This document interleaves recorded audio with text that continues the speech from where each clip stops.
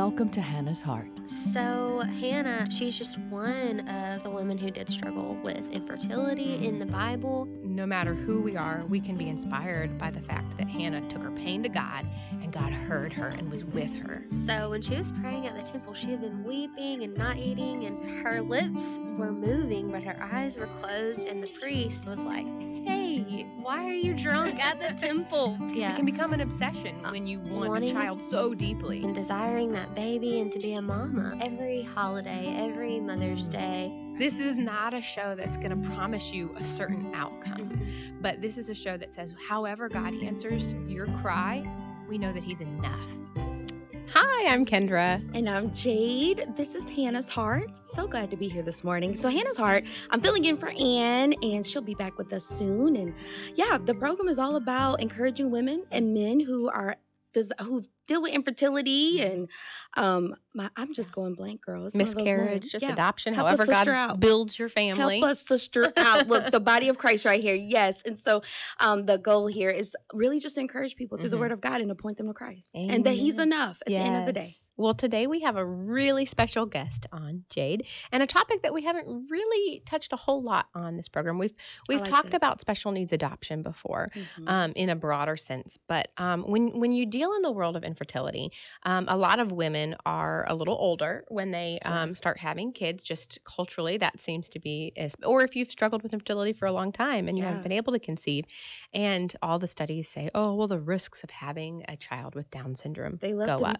Give us fear in that capacity. Yeah. Right. Yeah. So there's also, if you go the route of fertility treatments, there's something called genetic testing where they can create embryos and they can test those embryos and discover, are they Down syndrome or do they have other potential disabilities? And they can have basically selective abortion and decide which ones to keep and which ones to get away. In fact, I think it's in the UK, over in like Dublin, there was a study that was done recently that 95% of pregnancies where they discovered that the baby had Down syndrome, the child was aborted. Oh, so this is a huge issue in our culture. I think it's a little less in the US. I want to say it's around 60%, but this is a huge issue. And there's just this fear around this issue. So on to talk today about, first of all, if you've listened to American Family Radio at all, you know our stance on every individual that is being created in the image of God, right? With purpose and value that's intrinsic from birth. So we don't have to tell you where we stand on this issue, but it should be obvious. It should be obvious. But welcome Tammy Carter to Hannah's Heart. Tammy, I asked her preferred title, and she said Josh's mom, which I love. We're going to hear a little bit about your story. I know Tammy personally from growing up with her at the church where I grew up in Kentucky, and absolutely love her family. Wow. Her son Josh is incredible. Tammy, I saw a video of him not too long ago on Facebook of a dance that he choreographed in like a talent show, and he killed it. Y'all, this is internet sensation. Wow. The audience I've got to see that video. Up. It was Go incredible. Josh. Go Josh. I got to see that. I like that. Anyways, Tammy, welcome to Hannah's Heart. Well, thank you. I'm glad to be here. Well, let's start a little bit with your journey before Josh came into the picture, as you were finding out that you were pregnant, and how you got that news, how you responded. Let's just jump right in. Okay. I actually had a miscarriage, and I was thinking, well, maybe this is God's way of saying you're done having children. And I went to the doctor, and I had a new doctor, and I went to her and said, I think I need to do something so that I'm 39. I don't think I should be having any more babies. And she said, no. Go home, talk to your husband. She goes, I really feel like you can have another baby. Because I had a stepson, and I had a son between my husband and I. And I was going, wow, our son is really spoiled. I'm a helicopter mom. I spoil my kids really bad. I'm like, he needs a brother or a sister, you know. And then I was like, well, maybe not. And so the doctor's like, no. Go talk to your husband. So made an appointment for a week later, came back, and I said, we've decided, no, we're not going to have any more kids, I guess. And she goes, well, let me do a pregnancy test. And I was pregnant. Wow. What made her even give you a pregnancy test? I know. She was just so sure. And Wow. she was That's like, crazy. I'm telling you, I have friends who are 40 who have wonderful babies and everything. And she was right. She was so positive all throughout our pregnancy. But because of my age and because I had miscarried, I had to go to a high-risk doctor. And this high-risk doctor was not positive. He really advocated, he was really angry that I would not get an abortion.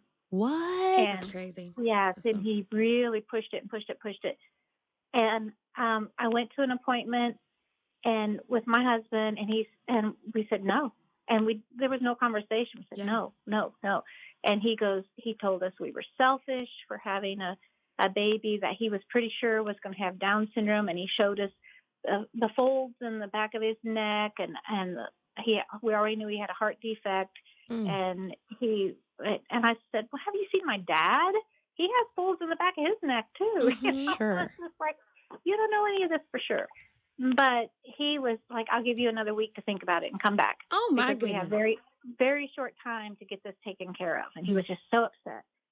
So the next appointment, I took my son, who was 5, and he was like, well, now you brought your 5-year-old in here and I can't speak with you candidly. I went, I know.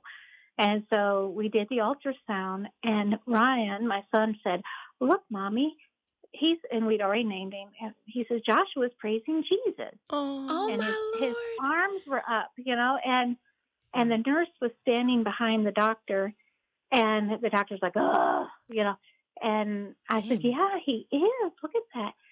And the doctor said, now look, he's breech, and babies with Down syndrome have low muscle tone. So he's not going to turn. And so you're going to have a breech baby with a heart defect. And he goes, this is, you should not do this. I was like, so if your mom knew you were going to have some catastrophic illness after you were born, you think you should have been aborted? wow. Good question, Tammy. You never know. And I was like, I'm not, no, forget this. And about that time, Ryan goes, look, Mommy, Josh was doing a somersault. So right there on the No. Oh my Lord. Tammy, this is rocking my world, because if I may, I was just thinking while you were sharing the story, I would have, first of all, said some probably not the best words to that man. And I would have walked out. But I love that you stayed. Like, look how the Lord was wanting to make himself known in front of this doctor. And God used Ryan to Yes. even put those statements out there. Wow. And the nurse behind him was so excited. She clapped her hands and she's like, yay. Wow. And the doctor was furious. He turned around and kicked the nurse out. Girl, Tammy, are you serious? Yeah. Yes. And so he's like, that's it. Okay, I guess I'm not changing your mind. And so I walked out of the appointment, and I went out, and all these nurses were gathered around the desk out front. And I came out and I said, is there any way to get a new doctor? Thank you. Amen. Oh my goodness. And they were like, oh, wait a minute. And so they called everybody up front, and they said, so you're saying you want to fire your doctor? And I was like, well, I don't know. Is that what you do? I just want a different doctor. Yeah. And they said, say it. I want to fire my doctor. And I was like, I want to fire my doctor. And all the nurses just went, yes. And then they said, we got the perfect doctor for you. And so I got a new high-risk doctor who was wonderful. And I was just like, I hope that was an impact on this doctor's life, because later, after Joshua was born, I wrote a big, long letter, and I sent it to the doctors telling them how wonderful he was and everything. So I don't know. That makes me want to cry right now. I'm curious. How old is Josh? He's 19, and he's out on a date at the movies today. We invited him to be on the show, and she told me he was on a date. I was like, okay. Tammy! I'm telling you, the dude is cool. Okay, The dude Josh, is cool. I need to meet Josh. Okay. I don't know. Well, I wanted to share, Tammy. I was really excited when Kendra told me that your story a little bit, and like I love how you're expounding. I have a sister. She's older than myself, who has Down syndrome, and she is 36 now. She's like everybody's second mama. So I'm curious of Josh's personality. And growing up, I functioned as the older sister due to her disability. But my parents, her name is Jasmine. She cooks for herself. herself. She if you say something that's contrary to the Bible, because we're a Bible believing family. Now, Jade, you know that's not in the Bible. I rebuke that. And I Really? mean, yes, Wow. she's amazing. And so I say all that when people like that doctor think that children with disabilities are a burden. My heart goes out to them because they don't see the joy that that child can bring to that family. Like with growing up with a special needs sister, it made me more sensitive. It made me more, even though I felt like I was already a caring person, but like my heart goes like they're amazing people. They're just like everyone else, just with some disabilities. They're human. Powerful. That's true. And Joshua has, I mean, we're living our best life now, and it's because of Joshua. He when he was born, he had a heart defect, and we had to get through 6 months of his life, which was really difficult. But after his open heart surgery, he was a totally different child. And so every time I meet somebody who has a child with Down syndrome, or even somebody I didn't even meet who was on a Facebook group, was just like contemplating what a bad decision this was to have this baby with Down syndrome, because they had a heart defect and it just took too much time and all this. I'm like, it's all going to change after the heart surgery.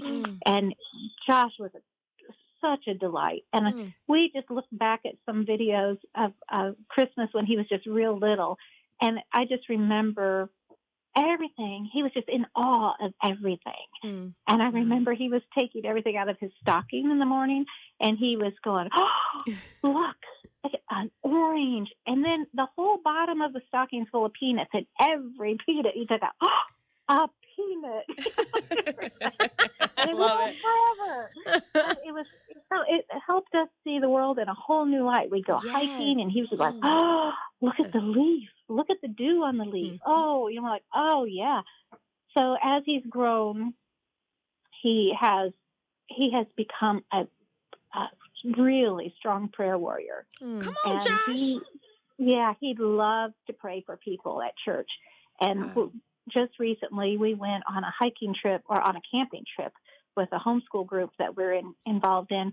And the first night we're in the Smoky Mountains, and I'm the one going, I have bear spray, air horn, I got everything on me. You know, I'm like, I can't believe we are camping here. And first 10 minutes we're there, a bear walked into our campsite. And it was just a yearling, but it was just there to eat the huckleberries. It could care less about us. Oh, my word. And the rangers came by and tranquilized it, and then told the kids they could all come and pet the bear and watch them tag it and all this stuff. Okay. So we did all that, and they asked Josh, do you want to go up and pet the bear? And he said, I'll wait. So after everybody was done, he went up and prayed for that bear. And then he patted it, went, you're going to be okay. Tammy, I have a question for you. Was there ever a time, because you're human, you know, you're human. Was there ever a time in the early years where you, I don't know if the word is self-pitied yourself, but just realize like, okay, this is going to be a child that he's got to depend on me all of his life. Like, were there moments where you felt sad for yourself, if that makes sense? Well, when I was pregnant, we were standing in church singing our worship songs one day, and it seemed like all the songs we were singing were like prayer warrior, fighting songs, marching songs, something like that, you know.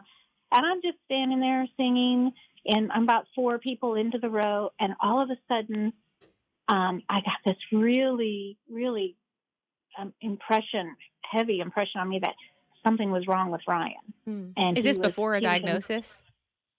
Well, it was when they thought I had child's Down syndrome. I was had just gotten the diagnosis. Gotcha. Okay. And so it was really impressed on me that there was something wrong with Ryan. And I kind of shook it off and kept singing. And then I was like, no, go get Ryan. He's in trouble. So I'm just like, oh my gosh, you know. And so I'm like pushing people aside, going, I gotta get out. And I get in the aisle, and then it was like, hang on to this. This is what you're going to have to fight for your baby. Wow. And I was like, the get out of my way mentality. Yeah. And so I've always kind of had this fight attitude that to show people how valuable and how much Josh has to offer. And So when he was in school, the first couple of years were fantastic. And a teacher can make all the difference. And he, by second grade, he had a teacher that would not give him any credit, would not, just kind of stuck him in the corner of a classroom. And he kind of lost his ability to speak. And then they ended up diagnosing him with an anxiety disorder. And I'm like, yeah, I would too, if I was told all of a sudden he was not valuable anymore, not allowed to learn, not allowed to speak, you know. So we ended up, I heard about a lady who was doing cognitive tutoring, and she had done it with one girl with Down syndrome. And so I called her, and she lived in Danville, and I took Joshua out to meet her. And then she introduced me to a study on Down syndrome in the University of Louisville. And so we went through that, and they said Joshua's actually very high functioning. He just has a language disorder. Wow. And people are going to think he doesn't have anything going on because he doesn't speak enough. And so we were introduced. This lady in Danville ended up starting a business and started tutoring a lot of the kids with Down syndrome, adults, kids. She tutors college kids now. I mean, of all kinds of brain disorders, typical kids, anything. And she has made a huge business out of it. So I feel like Joshua was part of that, getting that started. And she did tons of research and found all this curriculum that really speech therapists should be using with a child like ours. And we were able to get our speech therapist in the school system trained in that. Wow. And she saw Joshua in a whole different light then. But unfortunately, the teachers wouldn't listen to her. And so we switched schools, which was, he had a phenomenal third grade teacher, but the special ed teacher didn't see him that way. And so we finally were like, you know what? Eventually, we're just going to homeschool. We're not going to let him go to middle school. We're going to homeschool, and we're going to do what we want, and we'll just use this as social time. And if I was able to, I probably should have pulled him out earlier. I remember reading in a Dr. Dobson book, he said, if your child is having trouble at school and it's a bad place, take them out of it. And I wish I could have. I was taking care of my mom at the same time, so there was no way I could have taken care of homeschool Joshua at the same time. But by the fifth grade, we were like, yeah, we're definitely homeschooling. And another business came out of that, because out of this cognitive tutoring that we were doing, and I was teaching Joshua at home while he was going to school. So we were kind of homeschooling at the same time he was going to school. But doing this cognitive tutoring, she ended up starting her own little cottage school. And Joshua started going to that when he homeschooled a few days a week. And it became, an overnight success. It became a big school. And then during the pandemic, it got shut down because of a lot of the kids had they might have been avoiding public school because they had cancer or something like that. So we're like, okay, we're not getting together. And then after the pandemic, other teachers in that cottage school started another school, and it's huge. It's in Wilmore now. And Joshua, even though he's technically graduated, they're still letting him come to school there and take classes and have a social time with the kids. And I think it's phenomenal. That's awesome. So two things from that story. Yeah. Two things from our story that our listeners need to hear is that, one, God provides. He equips those he calls. And if you are given a child with a disability, then he has called you to be their parent. There's no doubt about that calling. That is your job. God has graced you with that gifting. Amen. So, Tammy, it sounds like God has equipped you to have discernment to know the best place for Josh. But also, number two, don't look down on humble beginnings. Yes. Josh has created through this. He has created these new ministries and these new businesses, and has such an outreach to community of how God can use somebody that society would say, throw them away. Yeah. And God says, watch me work through them. And he's on a date to date. Yeah, right. Like, listening to your testimony, I'm over here like, my goodness, and the brother's on a date today. Like people try to dismiss him. Yeah. And I just kudos to you, Mama Mhm. Tammy. Like for real, it's like to fight for your kiddo and those teachers. And it hurt my heart to hear that a special ed teacher would just dismiss your Yeah. son. That's their job, Right. is to help teach and include all children. That's very Yeah. disheartening. But I just commend you for fighting for him in that degree. You also said something that really struck me on a heart level. You said that you felt that you had to fight to show the world Josh's value. And I don't have a family member with Down syndrome, but I married a man with a disability who's a paraplegic. And before we got engaged, as I was praying about what it would be like to be married to somebody with a disability, I was taking that to the Lord and asking him, all right, Lord, like, can I do this? Can I do this? What will this look like? I don't want to go into this blindly. I want to, know what I'm committing to forever with. And this is a selfish flesh thought that came to my mind, but I thought, I have been single for 30 years and waiting for God to bring me a man. And are people going to see him and feel sorry for me? Because I had this thought of like, there's going to be this ministry of like, oh, look at this great guy that Kendra got to marry because she waited, and that's going to be my testimony. And I was selfishly thinking that was the only way that God could work. I saw Eric's value and purpose, absolutely. but I didn't know if other people would. And the Lord spoke to my heart so quickly. He said, Kendra, whoever marries this man, it will be to her great joy and delight to reveal his value to the rest of the world and to let them know what a hidden gem he is. Yes. And that has been my marriage. It has been a joy and delight to reveal his intrinsic value. And like anybody that knows him, like it's not that hard. He's incredible. Eric is phenomenal. But Tammy, how has it been your joy and delight to reveal Josh's value to the world? I love that. Well, I just enjoy so much seeing the world through his eyes, and teaching him. I mean, we have our days, let me tell you. But just I don't know. It's just we just have met the neatest people through Joshua, and it really has changed our tribe. Our tribe is just a lot of people going through the same thing who have learned to slow things down, not be so competitive, just enjoy life.